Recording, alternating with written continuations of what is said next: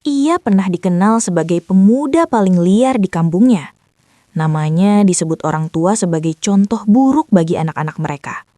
Malamnya penuh maksiat, siangnya tidur tanpa arah. Tapi suatu malam, sebuah kejadian membuatnya tersungkur dan menangis sejadi-jadinya. Tak ada yang menyangka, pria yang dulu ditolak banyak orang itu kini berdiri di saf terdepan sebagai santri paling taat. Apa yang sebenarnya terjadi? Inilah kisah yang taubatnya mengguncang banyak orang. Assalamualaikum sahabat Ranca Petir. Selamat datang di channel Ranca Petir, tempat kisah penuh hikmah dan perubahan hidup kami hadirkan untuk kalian semua. Sebelum lanjut, jangan lupa like, komen, dan subscribe agar tidak ketinggalan cerita inspiratif lainnya. Dukungan kalian sangat berarti. Namanya Arman. Di kampung kecil tempat ia dibesarkan, namanya lebih sering disebut dalam nada keluhan daripada doa. Jika ada motor hilang, orang berbisik menyebutnya. Jika ada keributan tengah malam, warga langsung menduga ia ada di sana. Arman tumbuh bukan sebagai anak yang benar-benar jahat, tapi sebagai remaja yang terseret arus pergaulan tanpa arah. Sejak duduk di bangku SMP, ia mulai jarang pulang tepat waktu. Awalnya hanya nongkrong di warung kopi hingga larut malam, lalu perlahan merokok, minum minuman keras, hingga ikut balapan liar. Sorot matanya berubah. Ia tak lagi menunduk saat lewat di depan orang tua, melainkan menatap tajam seolah menantang dunia. Di rumah, ibunya sering menunggunya di ruang tamu dengan lampu yang tetap menyala sampai dini hari. Ketika Arman pulang dalam keadaan mabuk, bau alkohol menyeruak memenuhi ruangan sempit itu. Sang ibu hanya bisa menahan air mata, memohon agar anaknya kembali seperti dulu. Anak kecil yang rajin mengaji di musola dan tak pernah meninggalkan sholat maghrib. Ayahnya lebih banyak diam. Lelaki tua itu bekerja sebagai buruh bangunan dengan tubuh yang mulai rapuh. Setiap nasihat yang ia ucapkan selalu berakhir dengan pintu kamar Arman yang dibanting keras. Kata-kata seperti, "Aku capek diatur," dan "Hidup ini bukan soal ceramah," menjadi tameng yang Arman gunakan untuk menolak semua nasihat. Padahal, jauh di dalam hatinya, Arman sering merasa kosong. Tawa keras bersama teman-temannya hanya berlangsung sesaat. Setelah itu, ketika malam semakin sunyi dan ia sendirian, ada perasaan hampa yang sulit dijelaskan. Ia merasa tidak benar-benar punya tujuan, namun ia terlalu gengsi untuk mengakui bahwa dirinya sebenarnya tersesat.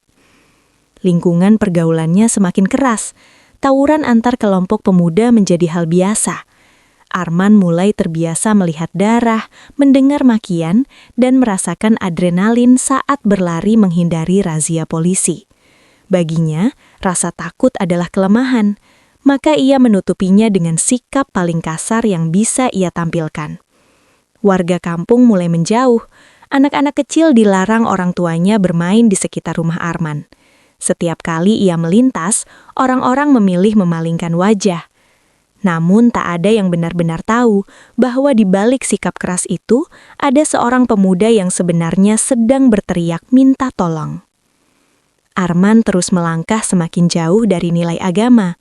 Sholat ditinggalkan. Al-Quran yang dulu pernah ia baca kini berdebu di lemari.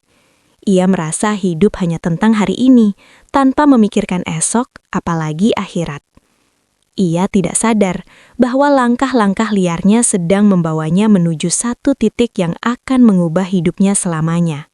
Malam itu hujan turun deras, membasahi jalanan kampung yang licin dan gelap. Arman mengendarai motornya dengan kecepatan tinggi. Helmnya tak terpasang sempurna, pikirannya pun tak sepenuhnya sadar. Alkohol yang ia minum bersama teman-temannya membuat dunia terasa ringan, terlalu ringan untuk dipikirkan. Lampu jalan berpendar samar di antara tirai hujan. Dari kejauhan terdengar klakson mobil. Tapi Arman tak menggubris. Ia tertawa keras, memacu gas lebih dalam, seolah ingin menantang takdir. Sampai tiba-tiba, sebuah mobil muncul dari tikungan. Ban motor Arman tergelincir di aspal basah. Semuanya terjadi dalam hitungan detik. Tubuhnya terlempar, menghantam keras permukaan jalan. Suara benturan terdengar memecah malam. Gelap. Dalam keadaan setengah sadar, Arman mendengar orang-orang berteriak.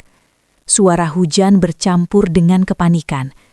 Ia mencoba membuka mata, tapi yang terlihat hanya bayangan samar lampu kendaraan dan wajah-wajah asing di atasnya. Tubuhnya tak mampu bergerak. Saat ambulans datang, rasa dingin menjalar dari ujung kaki hingga kepala. Dalam pikirannya yang kacau, muncul pertanyaan yang belum pernah ia pikirkan sebelumnya. Kalau aku mati malam ini, aku siap menghadap Tuhan dalam keadaan seperti ini. Pertanyaan itu menusuk lebih tajam daripada rasa sakit di tubuhnya. Di rumah sakit, ia terbaring dengan selang infus menancap di tangan. Kepalanya dibalut perban.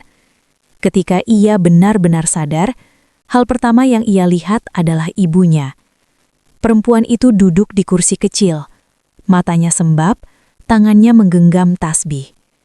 Bibirnya bergerak pelan berdoa.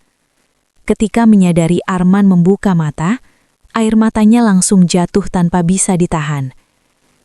"Alhamdulillah, kamu sadar, Man." Suaranya bergetar. Tak lama kemudian, dokter masuk dan berkata bahwa Arman selamat, meski sempat mengalami benturan keras di kepala. Ini bisa dibilang keajaiban. Sedikit lagi saja kondisinya bisa berbeda, ucap dokter tegas. Keajaiban. Kata itu terus terngiang di telinga Arman.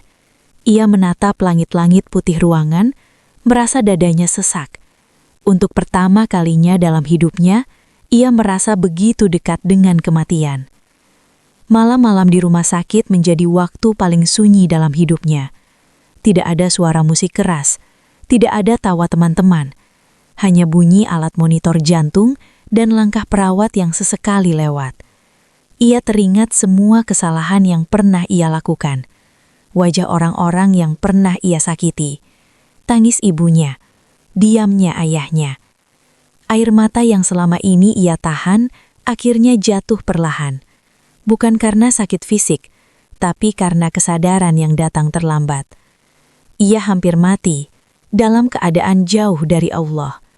Dan untuk pertama kalinya, Arman benar-benar takut. Keluar dari rumah sakit, Arman bukan lagi Arman yang dulu. Tubuhnya memang sudah membaik, tapi jiwanya terasa seperti baru saja bangun dari mimpi panjang yang menyesakkan. Setiap malam ia teringat suara benturan itu. Setiap kali memejamkan mata, bayangan kematian kembali menyapa. Ia mulai mengurung diri di kamar, bukan untuk bermain game atau mendengarkan musik keras seperti dulu, tapi untuk berpikir, sesuatu yang jarang sekali ia lakukan. Di meja kecilnya tergeletak Al-Quran berdebu yang dulu hanya jadi pajangan. Tangannya ragu menyentuhnya. "Apa aku masih pantas?" gumamnya lirih. Suatu sore azan maghrib berkumandang dari masjid kampung. Biasanya suara itu hanya jadi latar belakang hidupnya, tapi kali ini entah kenapa terdengar berbeda. Seolah memanggil namanya secara pribadi. Dengan langkah pelan dan sedikit gemetar, Arman berjalan menuju masjid. Beberapa warga yang melihatnya tampak terkejut. Ada yang berbisik pelan, ada yang memandang tak percaya. Reputasinya sebagai pemuda pembuat onar belum hilang dari ingatan mereka.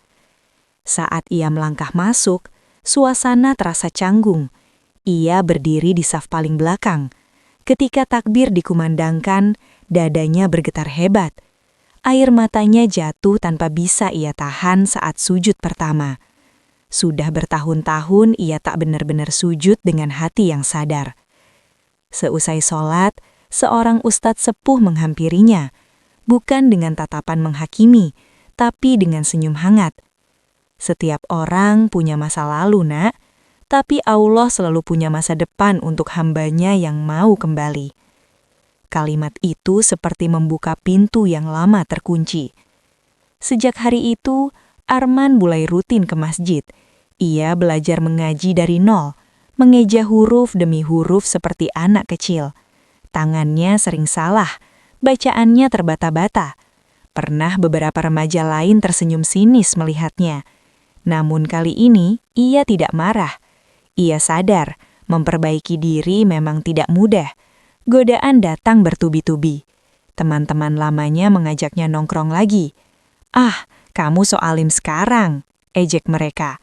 Hatinya sempat goyah, rasa ingin kembali ke zona nyaman begitu kuat.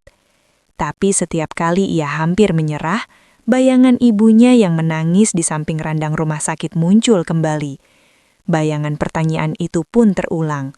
"Kalau mati hari ini, sudah siapkah aku?" Perlahan tapi pasti, Arman menjauh dari lingkungan lamanya. Ia mengganti waktunya dengan membantu kegiatan masjid, membersihkan karpet, bahkan menjadi relawan saat ada pengajian. Orang-orang mulai melihat perubahan itu. Masih ada yang ragu, tapi tak sedikit yang diam-diam kagum.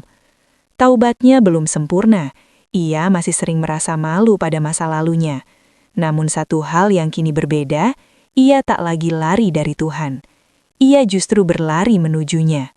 Bab 4. Ujian yang lebih berat dari dosa. Perubahan Arman memang nyata, tapi bukan berarti jalannya menjadi mulus seperti jalan tol tengah malam. Justru setelah ia memutuskan untuk istiqomah, ujian datang lebih deras dari hujan malam kecelakaan itu. Bisik-bisik mulai terdengar di warung kopi. "Itu Arman, paling juga cuma pencitraan. Ah, nanti juga balik lagi ke kebiasaan lamanya." Kalimat-kalimat itu tidak diucapkan di depannya, tapi cukup keras untuk sampai ke telinganya. Dulu, satu ejekan saja bisa membuatnya meledak. Sekarang, dadanya tetap panas, tapi ia memilih diam. Suatu hari, ujian besar benar-benar datang. Salah satu teman lamanya, Rio, tertangkap karena kasus perkelahian. Nama Arman ikut terseret. Beberapa warga langsung mencurigainya terlibat. Padahal malam itu ia sedang mengikuti kajian di masjid. Ayahnya dipanggil ke rumah ketua RT. Wajah ayahnya yang dulu sering penuh amarah, kini hanya terlihat lelah. Tidak ada bentakan, tidak ada tamparan. Hanya tatapan yang membuat hati Arman terasa diremas. "Kalau kamu memang berubah, buktikan. Jangan cuma ke masjid, tapi jaga nama baik keluarga," ucap ayahnya pelan. Kalimat itu bukan tuduhan, tapi amanah. Arman tahu, masa lalunya seperti bayangan panjang yang terus mengikuti kemanapun ia pergi. Ia tak bisa memaksa orang langsung percaya, ia hanya bisa konsisten. Beberapa hari kemudian, ia mengambil keputusan mengejutkan, mendatangi keluarga korban perkelahian Rio. Bukan untuk membela diri, tapi untuk memastikan tidak ada lagi namanya terlibat, dan untuk meminta maaf atas kegaduhan yang dulu pernah ia buat di lingkungan itu. Langkahnya gemetar saat mengetuk pintu rumah tersebut. Ia siap diusir, siap dimaki. Namun yang terjadi berbeda. Seorang bapak tua membuka pintu dan menatapnya lama. "Kamu Arman ya? Saya dengar kamu sekarang sering ke masjid." Arman menunduk. "Iya Pak, saya cuma mau bilang saya tidak terlibat. Dan kalau dulu saya pernah bikin masalah, saya minta maaf." Keheningan beberapa detik terasa seperti 1 jam. Lalu bapak itu menghela nafas. "Anak muda memang sering salah jalan. Tapi kalau kamu benar-benar berubah, jangan berhenti di tengah jalan." Arman pulang dengan perasaan campur aduk. Ia sadar, memohon maaf itu jauh lebih berat daripada meminta maaf lewat pesan singkat. Tapi justru disitulah ia merasa lebih ringan. Ujian berikutnya datang dari dalam dirinya sendiri. Kadang ia merasa lelah menjadi baik, lelah menahan amarah, lelah dicurigai. Ada momen ia ingin menyerah dan berkata, "Sudahlah, jadi jahat lebih mudah." Namun setiap kali pikiran itu muncul, ia teringat satu hal. Allah menyelamatkannya bukan tanpa alasan. Taubat bukan hanya tentang berhenti dari dosa, tapi bertahan saat diuji. Dan Arman mulai memahami, perubahan sejati bukan tentang membuat orang kagum, melainkan membuat Tuhan ridho. Di titik itu, ia tahu, perjalanan ini belum selesai, justru baru benar-benar dimulai. Bab 5. Taubat yang mengguncang banyak orang. Waktu berlalu. 6 bulan sejak malam kecelakaan itu, Arman berubah bukan hanya dalam kebiasaan, tapi dalam cara pandangnya terhadap hidup. Ia kini aktif membantu kegiatan remaja masjid. Bukan sebagai penceramah, bukan pula sebagai orang suci, melainkan sebagai mantan pembuat masalah yang tahu persis bagaimana rasanya tersesat. Justru karena masa lalunya itulah, setiap nasihat yang keluar dari mulutnya terasa jujur dan mengena.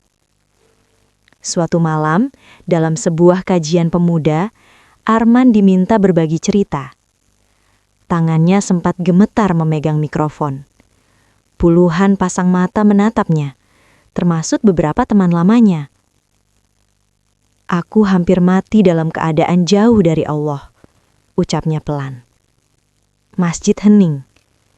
Dan yang paling menakutkan bukan rasa sakitnya, tapi takut kalau hidupku selesai tanpa sempat minta ampun. Beberapa pemuda tertunduk. Ada yang mulai berkaca-kaca. Arman tidak menyalahkan masa lalunya. Ia justru menjadikannya bukti bahwa setiap orang punya kesempatan kedua. Kalau aku yang seburuk itu masih diberi waktu, kalian juga. Lanjutnya. Sejak malam itu, sesuatu berubah di kampungnya. Satu persatu pemuda mulai meramaikan masjid.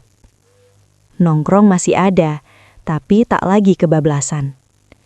Bahkan Rio, sahabat lamanya, perlahan ikut hadir dalam kajian. Orang-orang yang dulu mencibir, kini terdiam.